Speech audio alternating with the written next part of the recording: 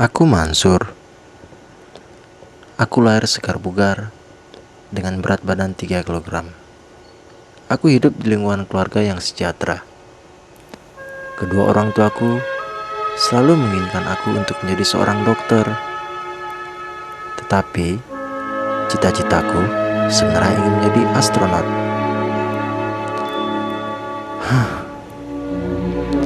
Semuanya hancur semenjak aku melakukan hal itu. Untung Tuhan masih sayang kepadaku, sehingga aku tersadar dan terhindar dari penyakit itu. Lawrence temanku, dia lebih dahulu menjalani kehidupan ini daripadaku. Dia positif. Kapan saja jiwanya bisa meninggalkan dirinya. Dia selalu berharap untuk hidup yang kedua kali, agar dia dapat mengetahui lebih dalam tentang kehidupan ini. Hari ini badanku sakit sekali. Aku butuh jarum itu untuk membawa obat ini ke dalam tubuhku. Tetapi aku bingung, kenapa selama ini aku selalu membutuhkan itu. Aku sudah berusaha untuk tidak melakukan hal itu, tetapi aku sangat butuh barang itu. Aku sudah mencari kemana-mana, bahkan dengan teliti sudah aku cari, tetapi tetap saja tidak aku temukan. Apa yang harus aku lakukan sekarang? Aku harus dapat jarum itu.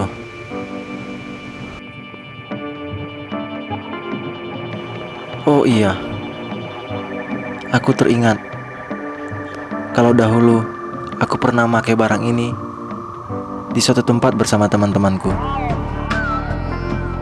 Ini Yeni. Yeni adalah teman baikku. Dan ini Lawrence. Aku baru kenal dia di tempat ini juga.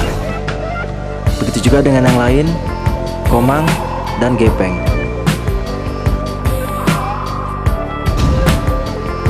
Aku selalu memakai jarum ini bergantian bersama teman-temanku, walaupun aku yang pertama sekali memakainya.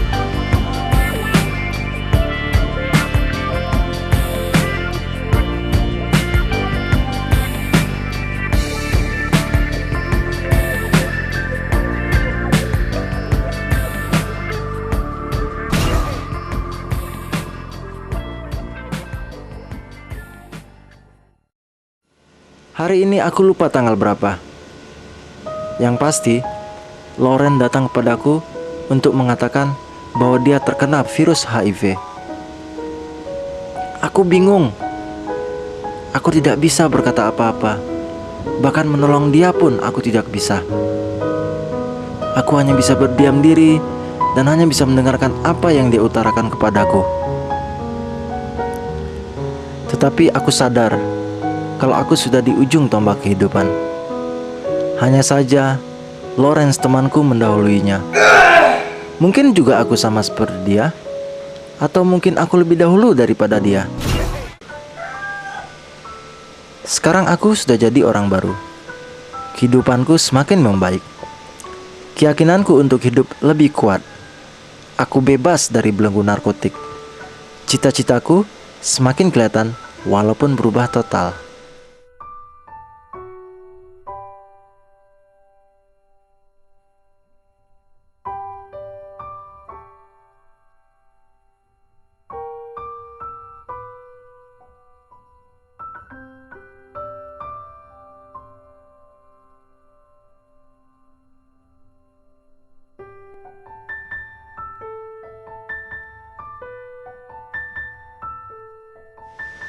Misiku sekarang sama seperti teman-temanku. Aku tahu memakai jarum suntik secara bergantian itu salah besar, dan aku pernah melakukannya. Hanya mungkin aku lebih beruntung daripada teman-temanku yang terkena virus HIV.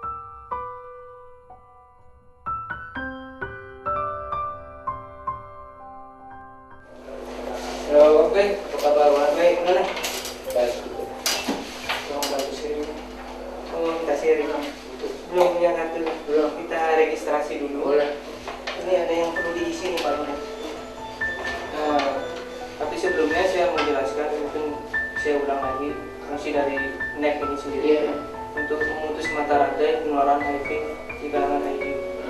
Jadi itu ada yang perlu diisi untuk registrasi itu, seperti ini data-datanya ya, perlu diisi. Ini ada data pribadi bisa diisi. Tapi diisi di sini ya. Pribadi, nama juga. Setelah itu ini risikonya ada, jarum bekasnya disimpan di mana, itu tolong diisi sesuai dengan ya. Jadi Mbak Yeni udah ngisi. Nah ini poin terakhir yaitu ini udah kesediaan Mbak Yeni untuk mengisi ini. Jadi sudah diisi. Ini ada kartu. Nanti ini tolong dibawa setiap Mbak Yeni membutuhkan jarum. Saya akan berikan kalau Mbak Yeni membawa kartu ini. Jadi supaya jelas prosedurnya juga, karena di sini juga harus pemegang kartu ini yang berhak mendapatkan jarum sendiri. Ya. Jadi ini untuk khusus untuk peserta NEP aja yang mengambil. Ini jarumnya. Ini ada layanan-layanan merujukan untuk Mbak Yeni. Mungkin Mbak Yeni perlu menemukan itu yang nantinya bisa dibawa. Kalau Mbak Yeni perlu ada layanan rujukan, Mbak Yeni perlu dirujuk untuk tes darah. Yang jelas kartu itu bisa membantu Mbak Yeni untuk mendapatkan layanan lain selain seperti akses untuk mendapatkan obat-obatan, tes darah, untuk mendapatkan vitamin. Jadi itu bisa kayak gini. Selama ini kita kalau membutuhkan. Saya susah mendapatkan jarum, bahkan jarum yang bekas yang saya sudah simpan berminggu-minggu saya dapatkan, dan jarum itu sudah tersumbat dan saya pompa tidak keluar. Dengan akal pikiran saya tusuk dengan sapu ijuk itu. Pengalaman saya sebelum ada NEP, saya kejar-kejaran sama polisi kalau mau beli jarum. Dan juga kalau beli di apotek sangat dipersulit. Kalau nggak apotek ya minum dari teman. Akhirnya bisa, dan jarum itu sudah berkarat dan saya bakar, lalu saya cuci, saya amplas sehingga tajam kembali, tapi sangat bahaya, bisa patah. Sampai kadang-kadang kalau 1 minggu tuh belum tentu saya ganti jarum.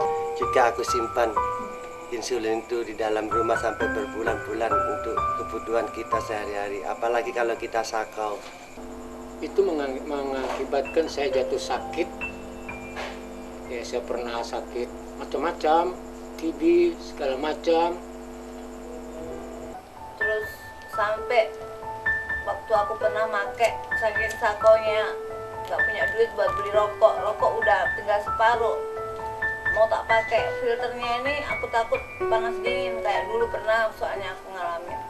Jadi aku nyari benang di baju-bajuku begini, ini benangnya tak tarik-tarik ini sampai agak panjang, saya bindil-bindil gini kayak apa, kayak filter gitu saya pakai, jadi filter itu.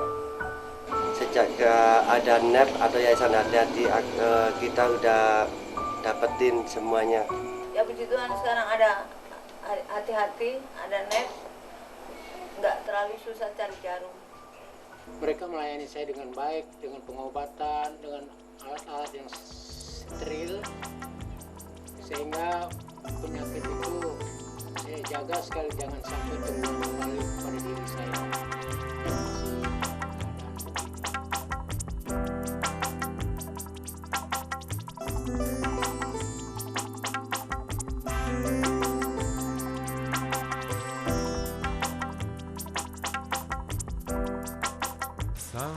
Aku tahu tugas ini jauh dari cita-cita kedua orang tuaku, apalagi dari cita-citaku yang aku impikan selama ini.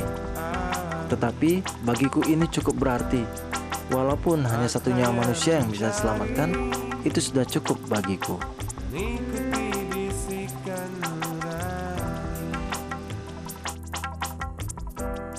Oh, kini tanpa kita sadari,